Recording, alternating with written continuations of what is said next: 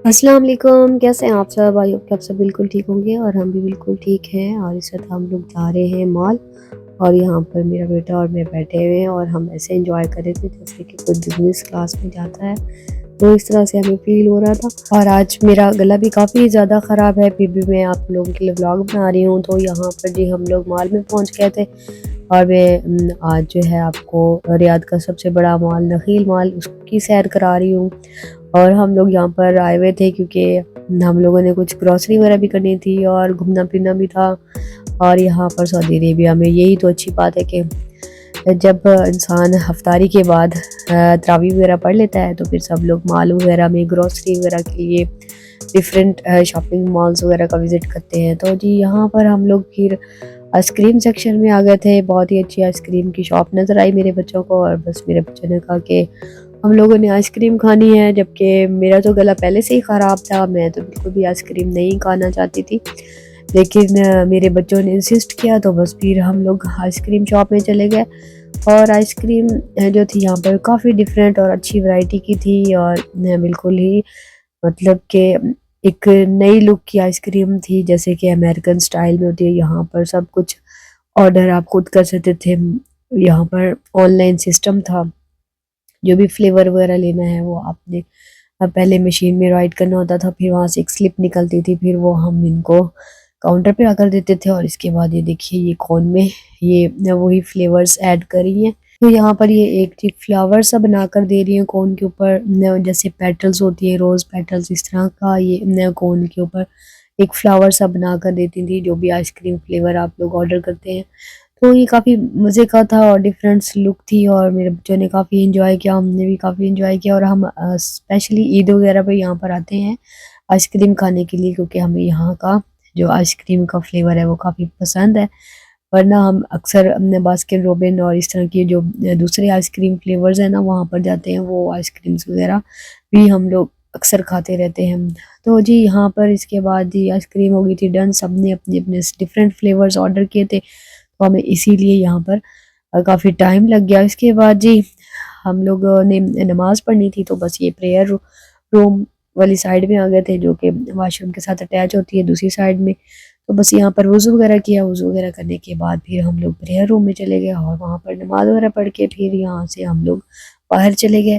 तो ये जी मेरी सहरी की रूटीन है। और सहरी में जैसे कि आप लोगों को पता है जल्दी जल्दी काम करना होता है, तो यहाँ पर जी मैं एग फ्राई करी हूँ सबके लिए।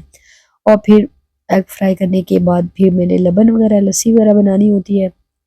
और सुबह-सुबह तो जब भी इंसान उठता है टाइम ऐसे भागता है कि बस इंसान को पता नहीं चलता और सहरी का टाइम ख़त्म होने वाला होता है। और स्पेशली जब इंसान अकेला होता है ना काम करने में, उसको ज़्यादा वसअत टाइम जल्दी-जल्दी गुज़रता हुआ महसूस होता है। ख़ैर मैंने झटपट से एग्स वगैरह भी बना लिए थे, लबन भी बना ली थी और यहाँ पर मेरा वाटर वगैरह भी गर्म हो रहा था, ग्रीन टी वगैरह हमने बनानी होती है।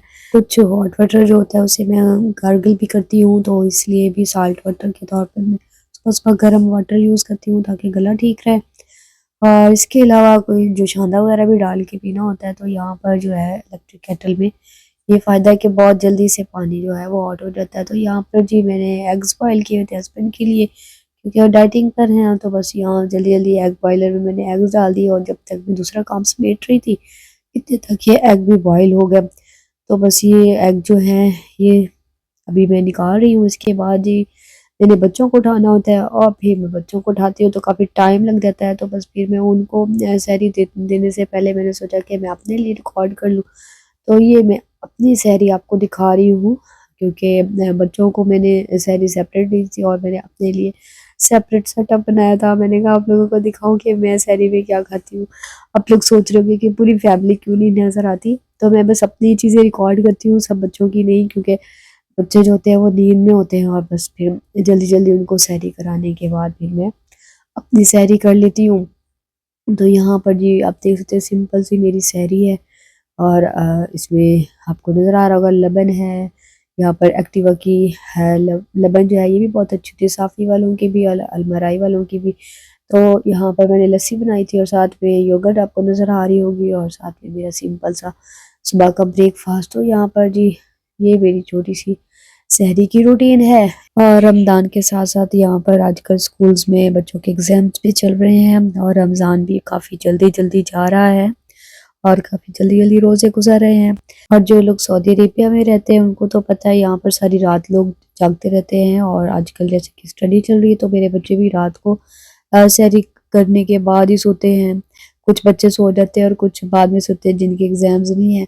तो बस मैंने भी सहरी में अपने लिए टी बनाई थी और मैं फर्स्ट टाइम ये टी पी रही थी, वरना मैं यूजुअली ना ग्रीन टी बना लेती हूँ, वो जल्दी बनती है, बट मेरा दिल चाह रहा था कि ये वाली टी पीऊँ। उसके बाद जी मैं आप लोगों को ये नेक्स्ट डे का व्लॉग दिखा रही हूँ, जो कि पांडा में हम लोग ग्रोसरी के लिए गए थे और ग्रोसरी करने के लिए पांडा में हर वीकेंड पर जाते होते हैं, क्योंकि हफ्ते का सामान लेकर आते हैं तो बस हफ्ता हफ्ता ही चलता है, उसके बाद भी रीस्टॉक करना होता है।